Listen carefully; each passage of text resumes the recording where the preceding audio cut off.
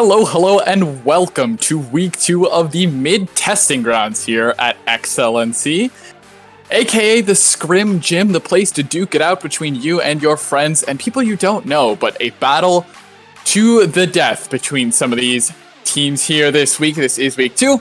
I am Necrox, your play-by-play, your headcaster for the night. But we've got a whole lineup for you here. I'll be guiding you through tonight and helping me with that purposeful prospect is Coleslaw joining me on the casting desk. We also have an analyst desk waiting for you here tonight, as per usual. Just a reminder, heavyweight tournament is Thursday. I have a couple exciting things coming up for you guys on the docket. But looking at tonight, our first game is Glacial Esports on blue side versus Glaive White on red. Cannot wait to bring you guys some super action-packed games. But before we bring that to you, we're going to throw it over to the analyst desk to give you guys a quick rundown of what this game could look like. And welcome, ladies and gentlemen. I'm the Idea PC, joined by Ashley here on the analyst desk for the XLNC Midweight Testing Grounds here, week 2. Thank you for the introduction there from the play-by-play and colorcasters. Very, very excited to be here with you, Ash. And we've got quite a matchup for us today. We do have Glacial Esports going up against Glaive White here in this week 2 matchup. Yeah, absolutely do. Should be an exciting matchup considering Glaive White, new to the mid-testing grounds, week 2, bringing in some of that unknown quantity, that new blood that we might not know exactly what they're bringing to the table, but we're excited to see it. And they're going up against Glacial, a team and org that we know fairly well. Week 1, they went 3-0. We didn't get to see them on stream per se, but they're definitely one of the top teams in the standings so far, and I'm curious to see if anyone can really bring them down and make a challenge for the top. Absolutely, and I had the opportunity to be able to cast for the Active Rush League Finals, which put Glacial Esports up against the Active Rush team, which they ended up going 3-1 in that series. It was really close throughout the entire 4 games that were played. A lot of back and forth action. So they have shown in the past that they have been able to go toe to toe with some of the best competition in the amateur scene. So I'm very, very excited to be able to see them up and on the stage here for the broadcast today. Taking a look at the team compositions here, Epic Fail Guy, who has been filling in as the AD carry here for the side of Glacial Esports, has been very, very strong. He had very, very great performances on the Ezreal in some of those previous games that I've seen him play. His Philios as well has been very, very good. Right now, currently, highest win rate champion that he's got is Caitlyn, so maybe we'll get to see some of the Caitlyn-Morgana synergy coming out of that bot lane with Xylandis, the support. He has played a lot of hook champions in his career throughout the different amateur leagues that I've seen, and I'm really looking for them to play through a strong bot lane. Yeah, would not surprise me. Xylandis does have the Yuumi if they want to go towards that Ezreal Yuumi, but Glacial is not a team that seems to enjoy playing that weak side bot lane. They want to get this bot lane ahead. They want to allow Epic Fail Guy to be able to scale quickly. He plays all of the meta AD carries. We talked about he plays the Ezreal, he plays that Caitlyn, but he has the Aphelios, he has the Varus, he even has the Senna or the Syndra if they want to flex that between mid and bot. So this is the person to look out for on Glacial, right? Epic Fail Guy coming in.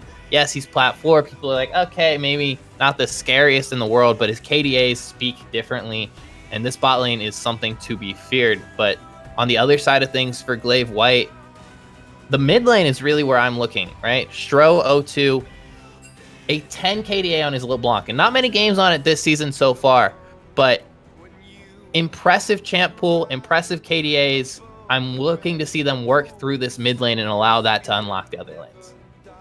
Absolutely, and to take a look and kind of dive into that bottom matchup between these teams. Toast there, currently sitting Diamond 4, 28 LP, definitely the highest rated player in this matchup. So you have to kind of look at that bottom lane and say, if you're looking at it from the perspective of Glacial Esports, how much attention are they going to put down there, right? We know they like to play through that bottom lane priority. Is the diamond prowess of Toast here going to be able to kind of edge the distance out here and kind of make it a little closer, maybe in terms, and try to even up that attention that Glacial Esports will want to head and put towards that bottom side of the map? But overall, just taking a look at these compositions, it should be an exciting matchup that we have here. Taking a look at GLV Demon here on the side of Glaive White, we do see a lot of AP junglers in his toolhouse there. Most games this year played on Elise, sitting with that 54% win ratio.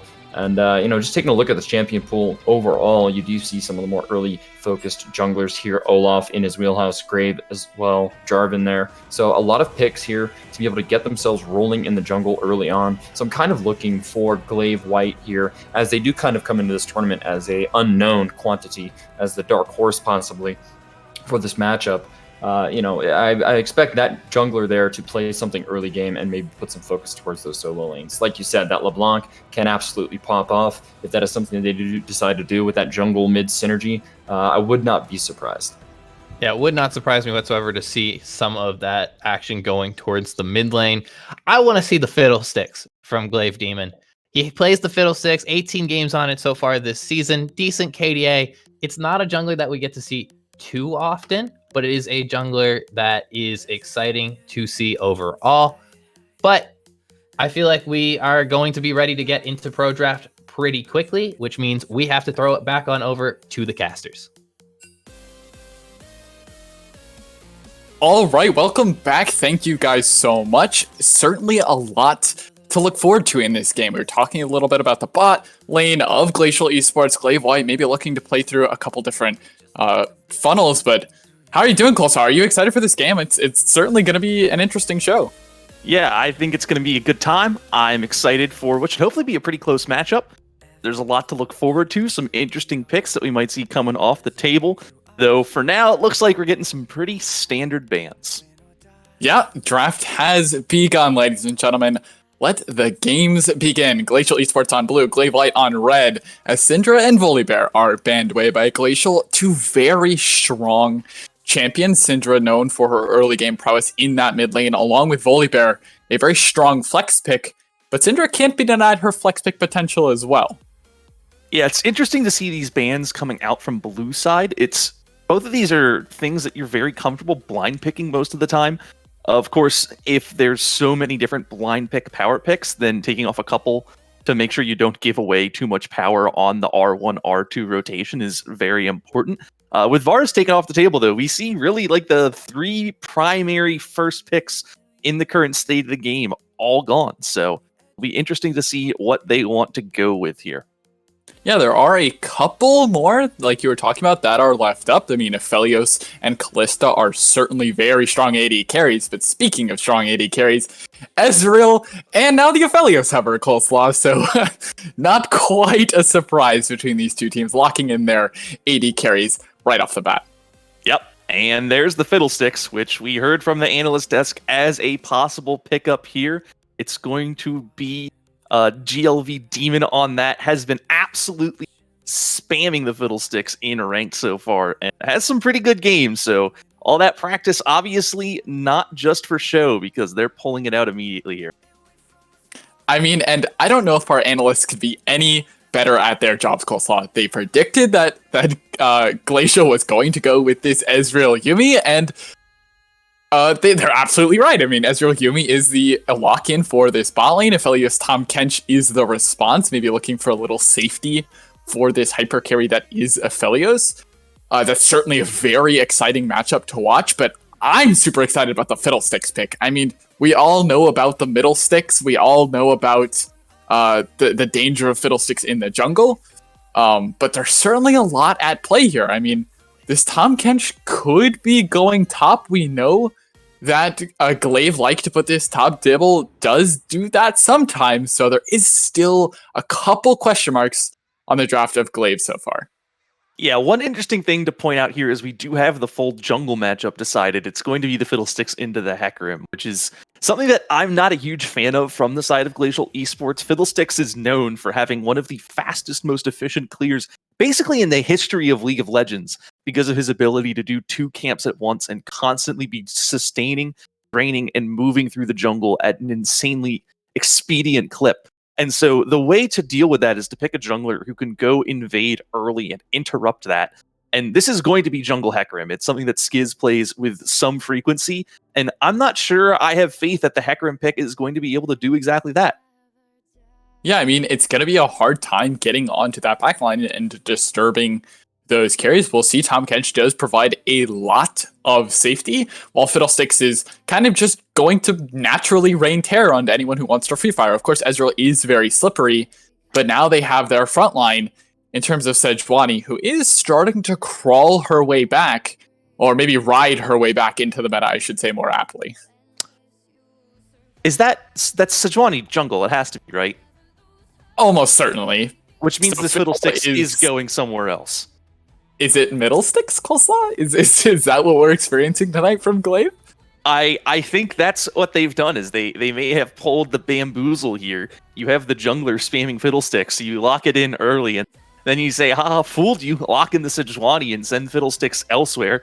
I wish they picked a more powerful jungler than Sejuani to make that happen. She is relatively okay in the game right now, but with picks like Trundle and Gragas and Olaf all available, you kind of have to ask why the smoke and mirrors if the end result is that you're sending Sejuani to the jungle anyway. Oh, now there is a question. It is Fiddlesticks top lane? Unless this Corki is going top, but I don't believe that to be true. So it is maybe Fiddlesticks top. It could be Tom Kench top, Fiddlesticks support, but my gut tells me that this Fiddle will be going top lane and going Tanklesticks this game. It's certainly a spicy draft from Glaive White. Let's see if they can prove themselves worthy of such a 5-head draft in the first game of mid testing grounds. Yeah, and on the flip side, looking at Glacial Esports, there's a few less mysteries here as far as what they're trying to do and where they're trying to go. They have the Ornn for scaling, the Victor for wave clear, and then Yuumi Ezreal or Yuumi Hecarim as an extremely powerful, basically unstoppable late game combination where whoever Yuumi is on is just going to be able to 1v5 team fights. And I think all they need to do is sit back, let Victor wave clear, and win the game by outscaling. That's really all they're looking to do here. Sure, Ophelio scales, Corki scales, Fiddlesticks doesn't get particularly bad as the game goes on anyway, but with the power of these ornaments and with the Yuumi, I think Glacial Esports have drafted a pretty robust composition with a pretty clear win condition. Yeah, I mean, it is very clear. Hecarim has the possibility to play in either way, right? He can either go for a very aggressive style play where he takes maybe 3 camps, the classic blue-red Grom kind of thing, any combination of those 3, and then go into early ganking and then cycle those camps, or he can sit back and, and power farm. He's also very good at that. So they've drafted a very flexible playstyle here, other than they want to let all of their other lanes sit back and scale, right? They want this Ornn to bring those ornaments in late. They want Ezreal to be doing DPS from the backline along with Victor. So they know their game plan. If we look at the other side of the draft, it is a protect the carry style comp, but they have a lot of moving pieces between Corki Valkyrie and his package, Fiddlesticks diving the backline. It's definitely not very easy for Glaive to protect this Aphelios in the backline, but it's certainly a very interesting team fight comp. Yeah, you're putting a lot of pressure on the Tom Kench Devourer to basically always be in the right place at the right time. If you have Orion just a little out of place, maybe not quite next to Toast, or getting feared by Hecarim when Toast is, it's going to be a disaster for them. This should be a protect the carry comp with more or less 3 tanks, right? It's 3 tanks and 280 carries. But they have no shielding. They have very little healing for these carries. And that means that damage that goes on to them is going to stick, with the exception of, Aphelios has a hilarious amount of life steal that, yeah, we've seen that happen before. So that could be mitigated, but if he gets bursted, he's just gone. And this Glaive White comp is kind of resting on a knife's edge, where if one of their carries goes down, then there is only one carry left in the fight. And just Aphelios or just Corki is going to have a very tough time getting through an Ornn and Hecarim frontline when there's a Yuumi bouncing around to keep them topped off. Yeah, I mean, it puts a lot of pressure on this Aphelios. I mean, this is probably going to be something that we have to focus on. That's sort of how drafts work. When Aphelios is brought into the game, you almost always have to watch what he's doing, but you're putting a lot of pressure on him not only to pick up executioners for this Yuumi heal, Hecarim heal, and Victor, healing that he gets from his runes, but you also have to get armor penetration, because you have to burst through this Ornn, you have to burst through the Hecarim, or Ezreal will be sitting in that backline doing way too much damage to your front line to equal out the playing field. So there's a lot resting on Toast this game. I'm super excited to see Glaive show up and tell us, hey, we have a hard comp, but we can perform with it.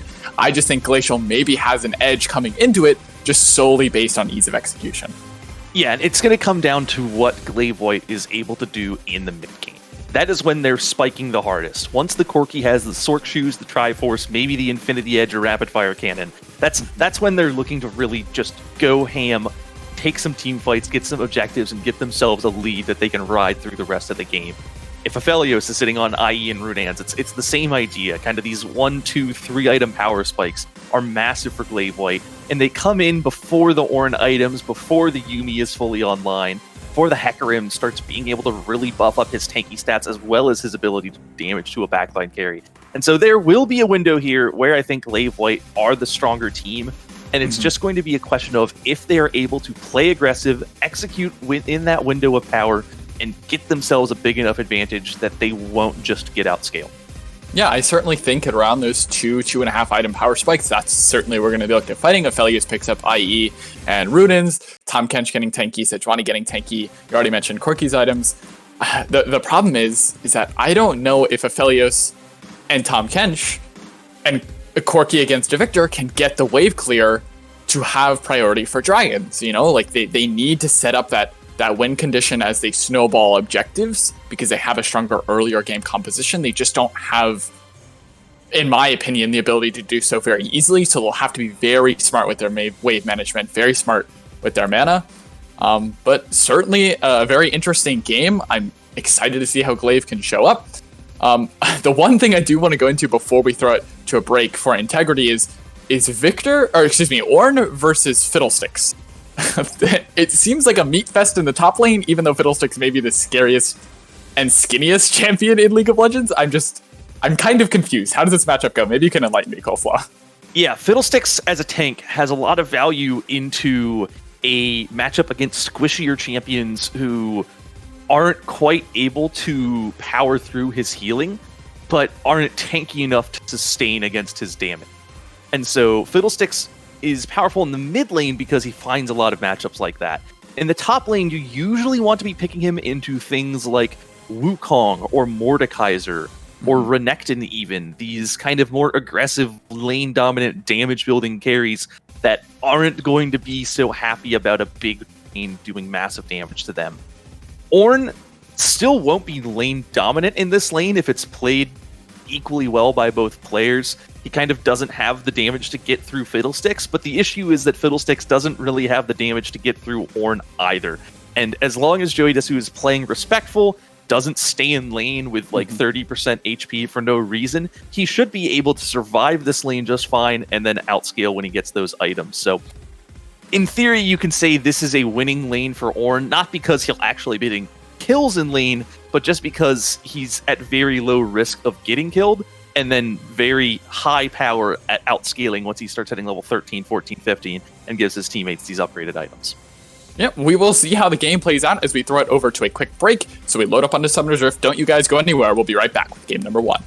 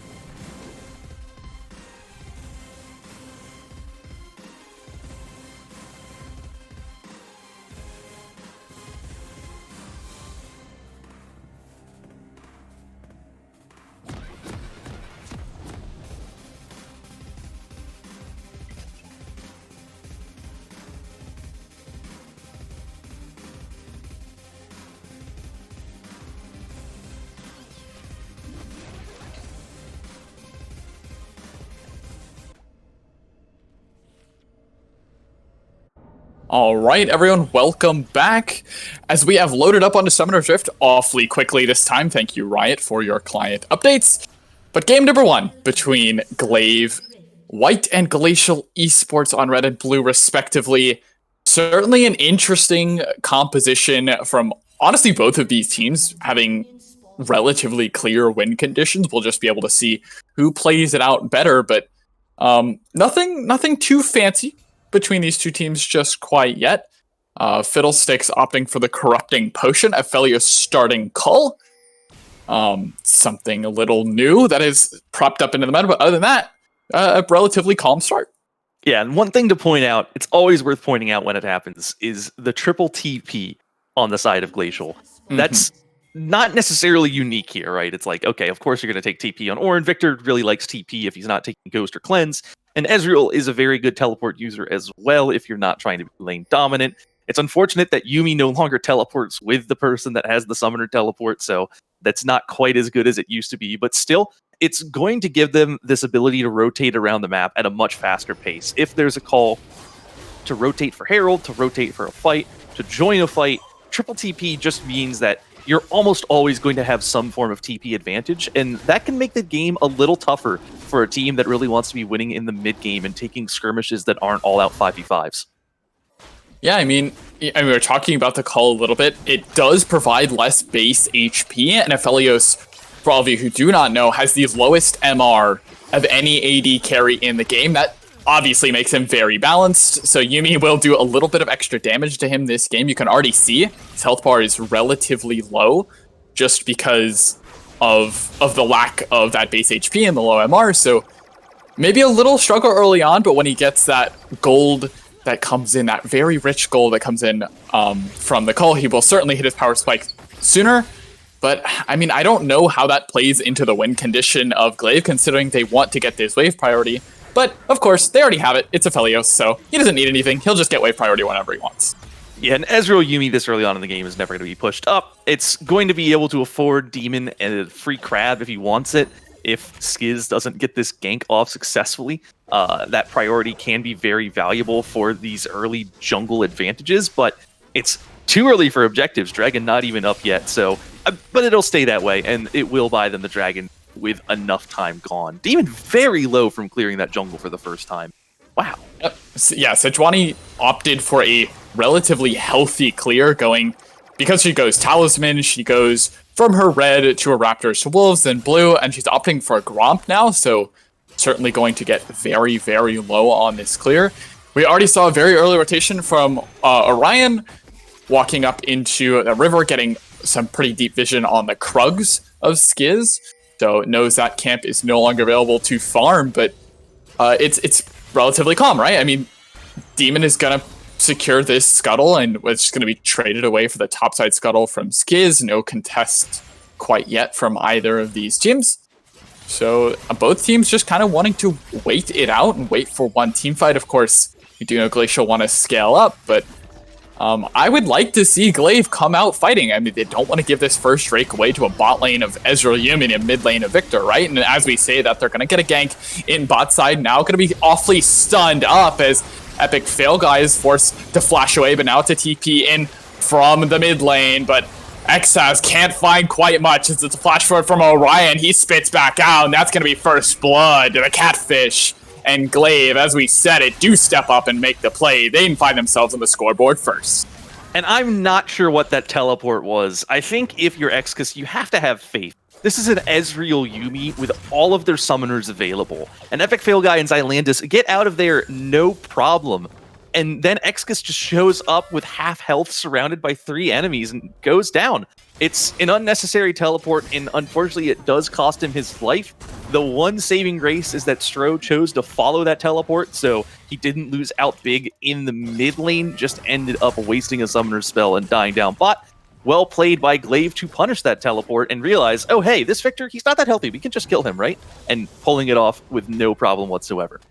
Yeah, I mean, they made the play. It was maybe a little ambitious from Excus to teleport in. Probably should have opted to wait it out, see if Ezra was actually in any trouble. Very, very slippery, and when you don't have the true lockdown, you're only facing someone like a Tom Kench.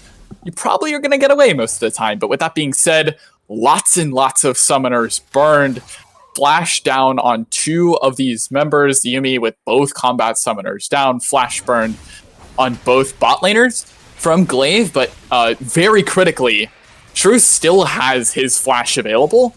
So the gank setup here is now very scary for this Victor. Super immobile, doesn't have flash available, so now we could be looking at a possible play in the mid lane to follow up on that misplay in bot. Yep, and with no flash on the Victor and no cleanse as well because of that opt into the teleport, it means that Sejuani ganks at level 6 are basically automatic onto Exkis. There's no way for him to get out of situations just like this one. He's going to go down. Yeah, it's certainly, I mean, we're talking about it, and there he goes. It's going to be Tahm Kench saving his Sejuani, not from anything too dangerous in particular, as Skiz is slowed up. 2 more autos from a melee champion will proc that stun, and Sejuani gets a stun available, and Shrew picks up the kill. He finds himself an unofficial double kill, as Glaive turned right to the Drake, as they are showing up in the early game, just like we wanted them to. Yep, and that's a good proactive play from them. They know Victor, no flash. You see the roam from the Kench, the gank from the Sejuani, and with 3 people in mid lane against a Victor with no escapes, it's just never going to fail. That gank is so free all of the time, even with the teleport from this Ornn. It just doesn't really work out for Glacial Esports. Glaive capitalize on it. They even punish Skiz for trying to help. And with the jungler and mid laner dead, that means Dragon is automatic, so they're really going to get this Soul Timer going.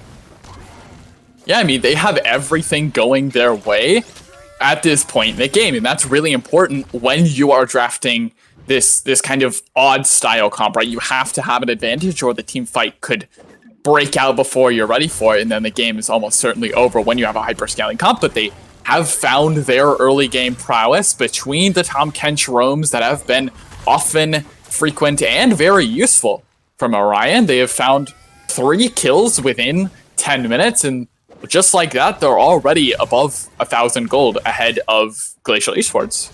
Yeah, and one thing to point out, that first kill went on to Orion on the Kench, which is never ideal, but when they got that double kill in the mid lane, it's onto this Corki.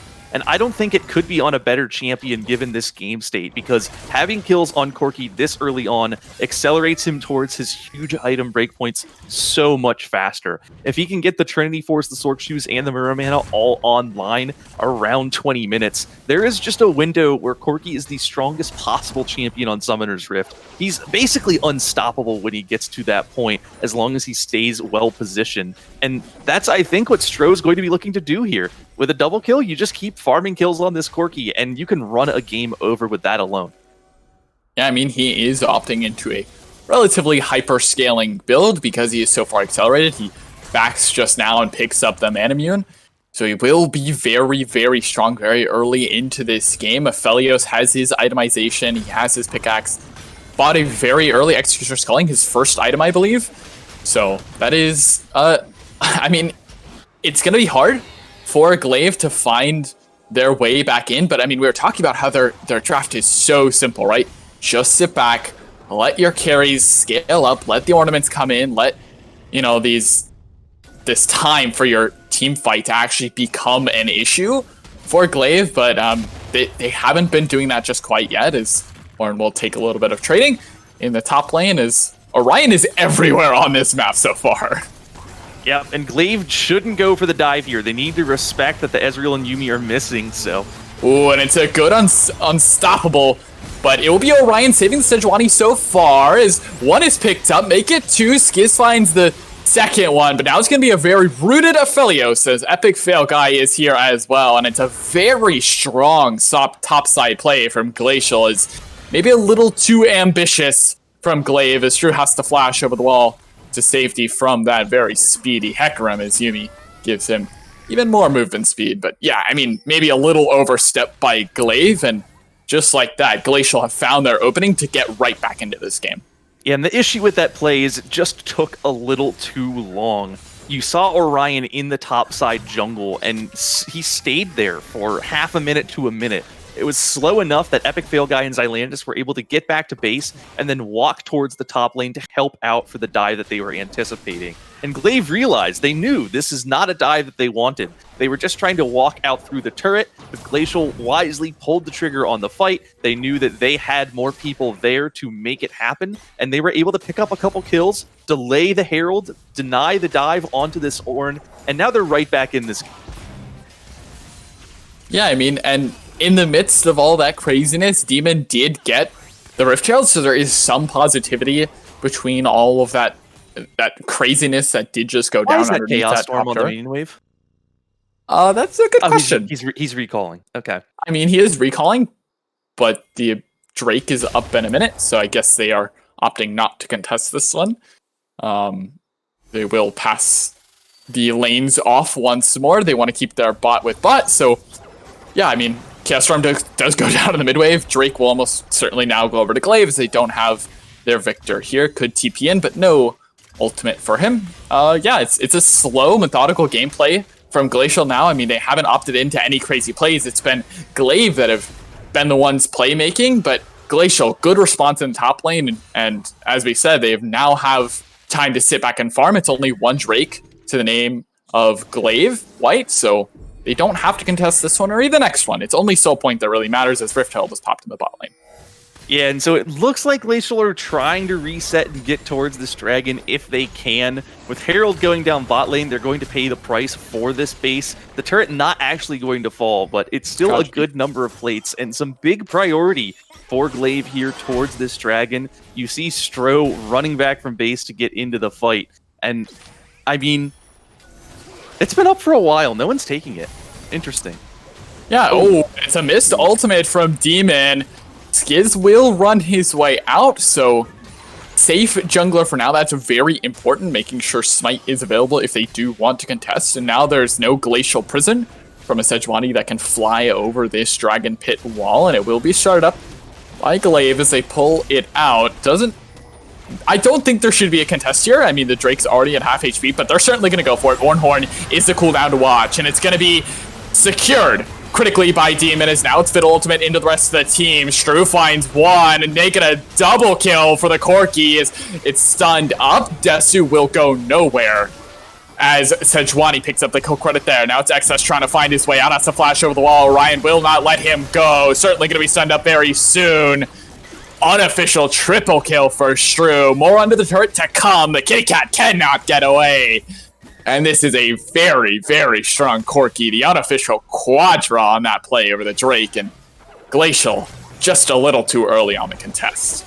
Yeah, and that's a delayed 5-for-0 ace in favor of Glaive. Glacial, I'm not totally sure what the idea was there. I think you figure Sejuani has no ultimate.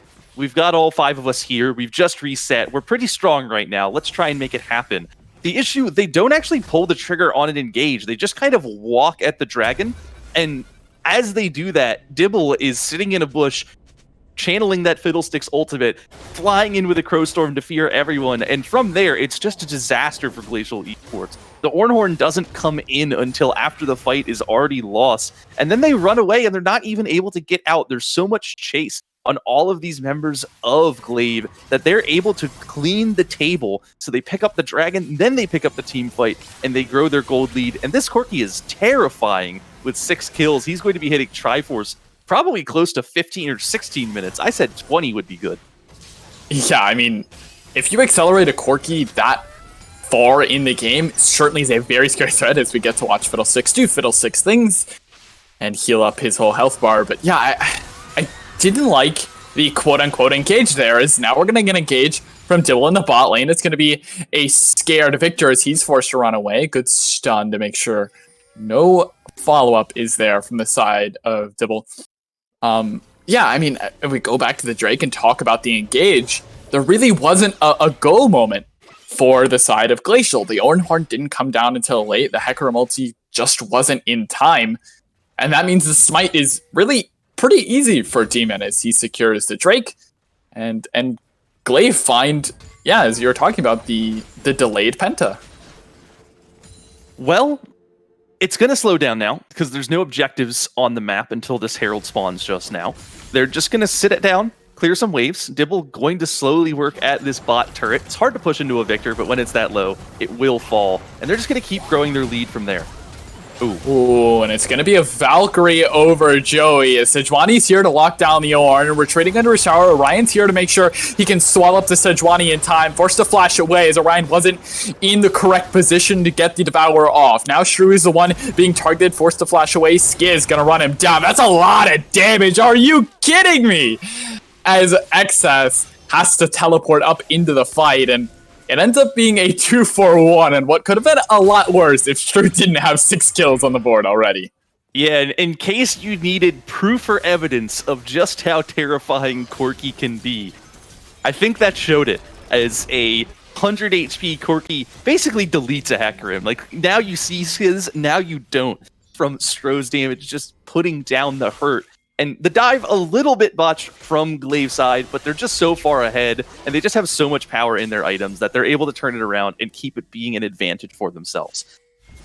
Yeah, I mean, and that's not a very squishy Hecarim either. He has his Cinderhulk, so not going, you know, the warrior build this game, so certainly going to be more of a frontline for his team. So that is certainly a very, very powerful Corki, and if he's allowed to free fire in the backline and send those rockets, it's a lot of damage going to be coming down as Glaive understand their lead, and they'll take their second Rift Herald of the game. Yep, one thing to point out that we just haven't observed is that while all that fighting was going down in the top lane, Toast was sitting mid lane uncontested, was able to pick up that mid-outer turret for himself. So that's going to unlock the map, open up bigger roams, which is crucial when you're trying to accelerate a game state. Being able to walk between the two sides of the enemy jungle without necessarily being spotted is very, very powerful. And that's going to give Glaive a whole lot more options. Yeah, I mean, they are the team in control. They're 5.5k gold ahead. So they pretty much get to walk around this map, hands in pockets, saying, all right, walk into us. Let's see what you can do. And they're willing to take this fight over the Drake. They're going to play around some vision here. As you can see, Orion scouting ahead.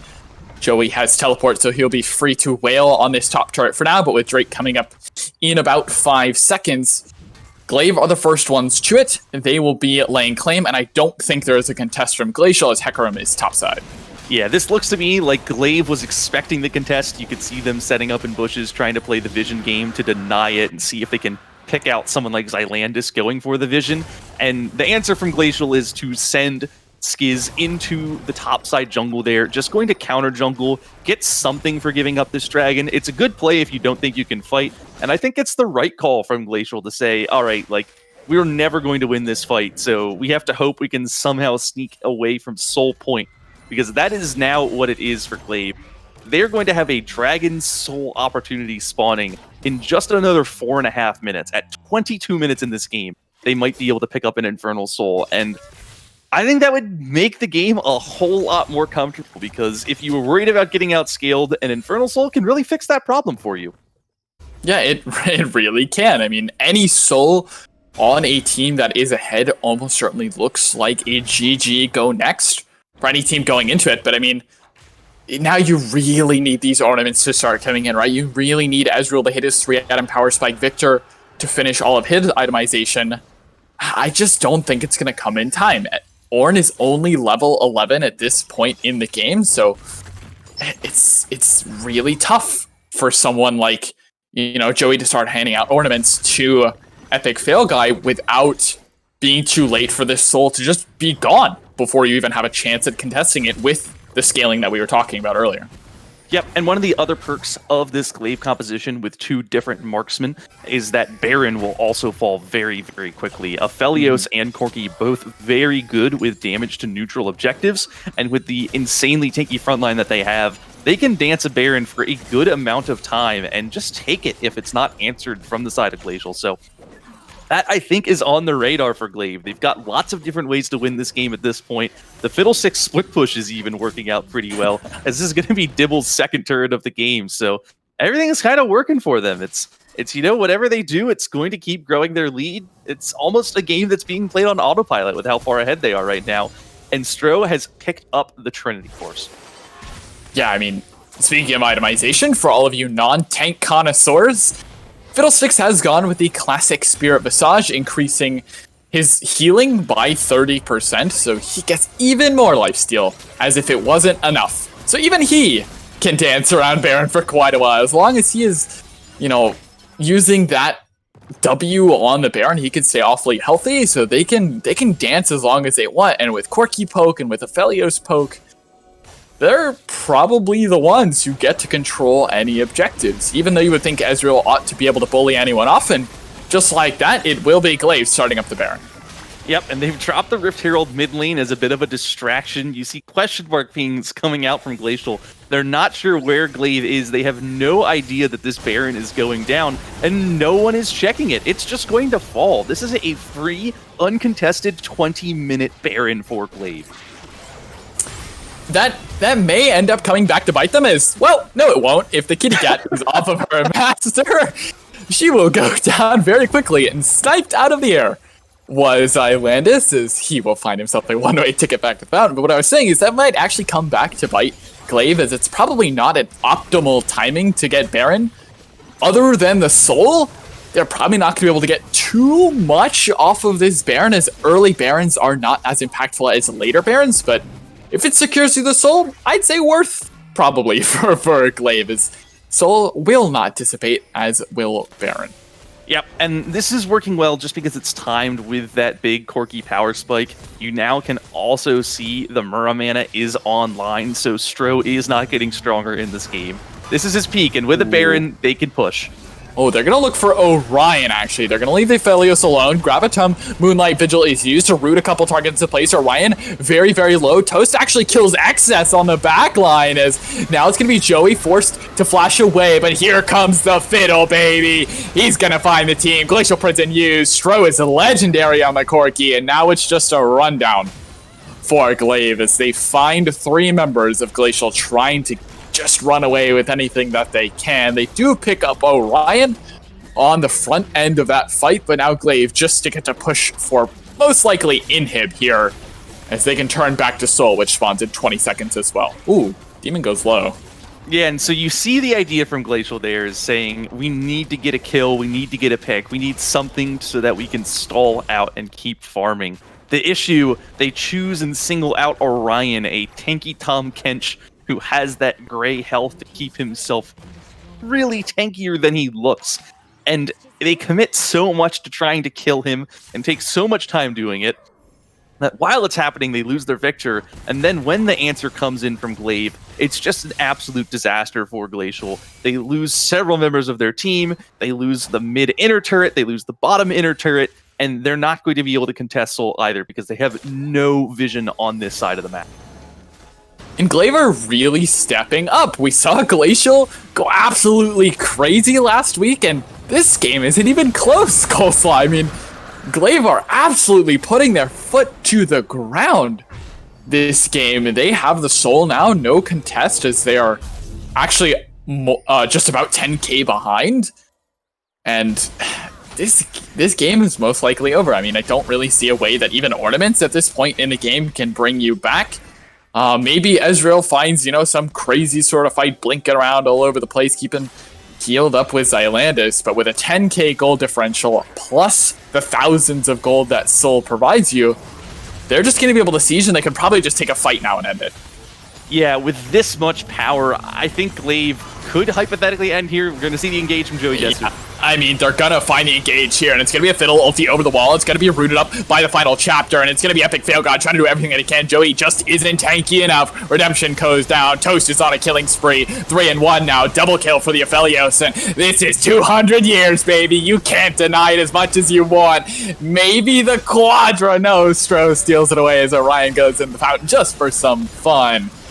As Glaive White look to secure out this game, will get the end hit, bring the minions into the base, and they have looked really dominant in this first game.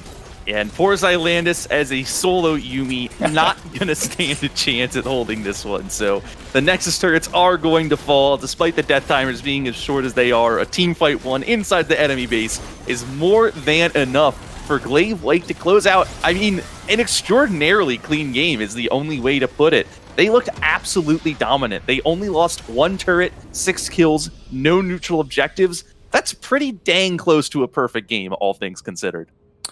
Yeah, and speaking of perfect games, Strode just about loses his perfect game at the end, dying there in the final fight.